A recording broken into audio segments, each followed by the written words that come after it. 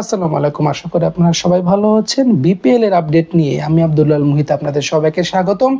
Rangpur Riders কিন্তু আজকে eliminator ম্যাচে হেরে গেছে খুলনা টাইগার্সের কাছে।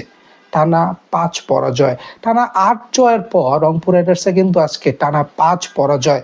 আপনি যারা ক্যাপশনটা দেখে এসেছেন বা থাম্বনেল পড়ে এসেছেন তারা কিন্তু চিন্তা করছেন যে একটা হারের কথা এখানে কোনটা বলেছি। আমি সেই একটা হারকে নিয়ে একটু বিস্তারিত আলোচনা করব। তার পূর্বে আমি একটু রেফারেন্স দিয়ে কথা বলতে চাই। 2023 বিশ্বকাপে ভারতের কথা বলতে যাচ্ছি। আপনারা যারা ক্রিকেট ফলো করেন, ক্রিকেটকে দেখেন, অবশ্যই আপনারা দেখবেন 2023 বিশ্বকাপে ভারত কিন্তু তাদের ঘরের মাঠে সবগুলো ম্যাচ জিতে গিয়েছিল এবং তারা ডোমিনেট করে জিতেছে। প্রত্যেকটা টিমের এগেনস্টে তাদের পারফরমেন্স কিন্তু চোখ ধাঁধানো ছিল, কিন্তু ফাইনালে গিয়ে তারা কিন্তু হেরে গেছে অস্ট্রেলিয়ার কাছে।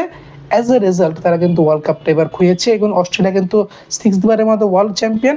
সব কিছু মিলিয়ে আসলে জিনিসটা কোথায় যে আটকেছে, আপনি রংপুর রাইডার্সের কথা যদি একটু চিন্তা করেন, গ্লোবাল টি20 লিগে তারা কিন্তু চ্যাম্পিয়ন হয়েছে, দুর্দান্তভাবে বিপিএলটা শুরু করেছিল।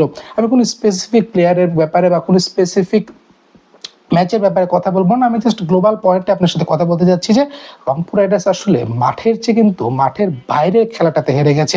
আপনি যদি রংপুর রাইডার্সের পুরো বিপিএল জার্নিটা দেখেন, তারা কিন্তু টানা 8 জয়, 16 পয়েন্ট নিয়ে পয়েন্ট টেবিলের শীর্ষে ছিল এবং সর্বপ্রথম দল হিসেবে তারা কিন্তু সেমিতে কোয়ালিফাই করে। 16 পয়েন্ট নিয়ে পয়েন্ট টেবিলের টপে ছিল। এরপর বরিশাল, এরপর কিন্তু চট্টগ্রাম হিমসের কাছে তারা পজিশন হারায়। শেষ ম্যাচ তাদেরকে কিন্তু তৃতীয় স্থান নিয়ে সেমিতে কোয়ালিফাই করতে হয়। অ্যাজ এ রেজাল্ট খুলনার এগেনস্টে তাদেরকে কিন্তু এলিমিনেটর ম্যাচ খেলতে হয় এবং তারা কিন্তু আজকে ম্যাচটা হেরে গেছে।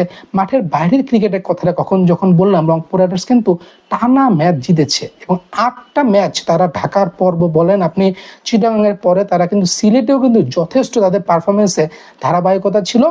দুর্বার রাজশাহী আসলে কাগজে কলমে এবার সবচেয়ে দুর্বল দল, সেই দলের এগেনস্টে কিন্তু রংপুর রাইডার্সের হার শুরু। আপনি বলতে পারেন আসলে পচা শামুকে কিন্তু পা কাটে এবং হয়তো বা রংপুর রাইডার্সের ব্যাপারটাও ঠিক সেরকমই ছিল।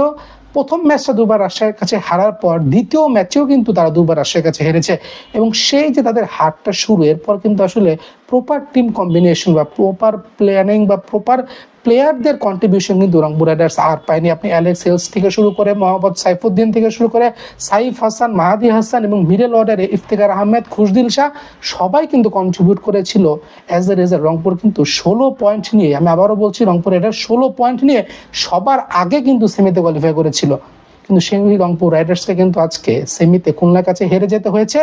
এই ম্যাচের পূর্বে কিন্তু তারা 3টা পরিবর্তন করে নিয়েছে। তাদের ওপেনিংয়ে পরিবর্তন ছিল, আপনি টিম ডেভিডের কথা বলতে পারেন, আপনি রাসেলের কথা বলতে পারেন, সব কিছু মিলে একটা কম্প্যাক্ট টিম নিয়ে তারা মাঠে নেমেছে। কিন্তু আমি যে কথাটা এর আগেও বলেছি, মাঠের বাইরে ক্রিকেটটাতে তারা হেরে গেছে। মাঠের বাইরে আপনাকে কিন্তু প্রপার প্ল্যানিং নিয়ে নামতে হবে, আপনাকে প্রপার ডিফেন্সিভ নিয়ে আপনাকে নামতে হবে। আপনি টিম কোল্যাপস করলে আপনি সেখান থেকে কীভাবে ফিরে আসবেন, এই ব্যাপারটা আপনাকে কিন্তু এনশিওর করতে হবে। আপনি জিততে জানেন, কিন্তু হেরে যাওয়ার পরে আবার যে জেতার মানসিকতাটা, এইখানেই কিন্তু রংপুর রাইডার্স আসলে পিছিয়ে পড়েছে।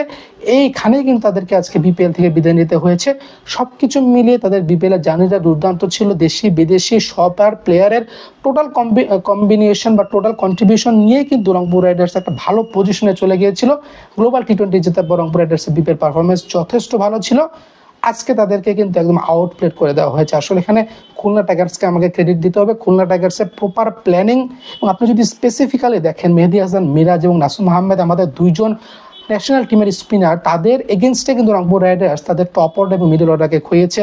সব কিছু মিলে রংপুর রাইডার্সের পারফরমেন্স এবং নুরুল হাসান সোহানের ক্যাপ্টেন্সি কেমন লেগেছে আপনাদেরকে অবশ্যই কিন্তু কমেন্ট বক্সে জানাবেন। ধন্যবাদ।